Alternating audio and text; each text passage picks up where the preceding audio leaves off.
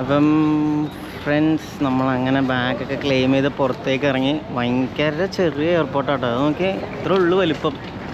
എങ്ങനെയുണ്ടായിരുന്നു അറിയില്ലേ? എങ്ങനെയായിരുന്നു നമ്മുടെ എയർപോർട്ട് എക്സ്പീരിയൻസ്? എങ്ങനെയുണ്ടായി? അടിപൊളി. ഭയങ്കര വെയിലാണ്. ആ, വെയിലുണ്ട്, ചെറുതുണ്ട്. ഇത് സൺസ്ക്രീനിലൊന്നും നിൽക്കത്തില്ല. ഇത് ഇവിടെ എയർപോർട്ട്, അവിടെയും ബീച്ച് ഇവിടെയും ബീച്ച്. അടിപൊളി. എന്തായാലും കൊള്ളാം. നമ്മുടെ ഇനി ഗൈഡല്ല, നമ്മുടെ ആ പുള്ളി വന്നോ എങ്ങനെയാണാവോ എന്നോ.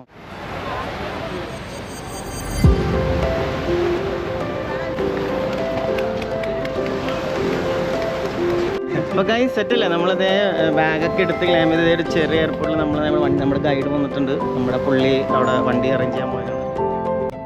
അങ്ങനെ ഫ്രണ്ട്സ്, നമ്മൾ നമ്മുടെ റൂമിലേക്ക് ഇനി പോവുകയാണ്. നമ്മൾ നേരത്തെ പറഞ്ഞ അഗത്തി ഐലൻഡിലാണ് നമ്മൾ ലാൻഡ് ചെയ്തേക്കണത്.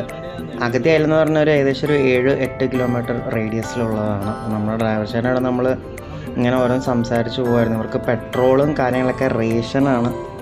ഇവരുടെ ഇലക്ട്രിസിറ്റി എന്നൊക്കെ പറയുന്നത് ഡീസൽ ജനറേറ്റർ പവർ പ്ലാന്റ് ആണ് ഇവിടെ ഉള്ളത്. അങ്ങനെ ഒരു വളരെ കുറേ കാര്യങ്ങൾ ഇതിനെപ്പറ്റി നമ്മൾ കേട്ട് നമ്മളിങ്ങനെ റൂമിലേക്ക് പോവുകയാണ്. ഇവിടെ പോകുന്ന വഴി ഫുൾ തെങ്ങും തോപ്പാണ് ഇവരുടെ. പിന്നെ മെയിൻലി ഒരു കോക്കനട്ട് ഫീൽഡാണ്. അങ്ങനെ നമ്മൾ നമ്മുടെ റൂമിൻ്റെ ഏരിയയിൽ എത്തി. ഇവിടെ അത്യാവശ്യം നമ്മൾ പിന്നെ ഇവിടെ സൂപ്പർ മാർക്കറ്റും കാര്യങ്ങളൊക്കെ ഉണ്ട്. അതൊന്നും ഒട്ടും പ്രതീക്ഷിച്ചിരുന്നില്ല ഇങ്ങനെ ഒരു സെറ്റപ്പ് ഒക്കെ ഇവിടെ ഉണ്ടാകുന്നു. അത്യാവശ്യം നല്ലൊരു ഏരിയയിലാണ് നമ്മുടെ റൂം ഉള്ളത്. അങ്ങനെ നമ്മൾ റൂമിലൊക്കെ നമ്മളിനി ചെക്ക് ഇൻ ചെയ്തിന് നമ്മൾ ഈവനിങ് ആകുമ്പോൾ ഒന്ന് നമ്മൾ ഇറങ്ങും. അതിന് നമ്മൾ ചെറിയ ചെറിയ ഐലൻഡ് ഹോപ്പിംഗ് കാര്യങ്ങളൊക്കെയാണ് ഇന്നത്തെ പരിപാടി. അപ്പം ഒന്ന് സെറ്റായിട്ട് നമ്മളിനി ഈവനിങ് കാണാൻ കഴിയും.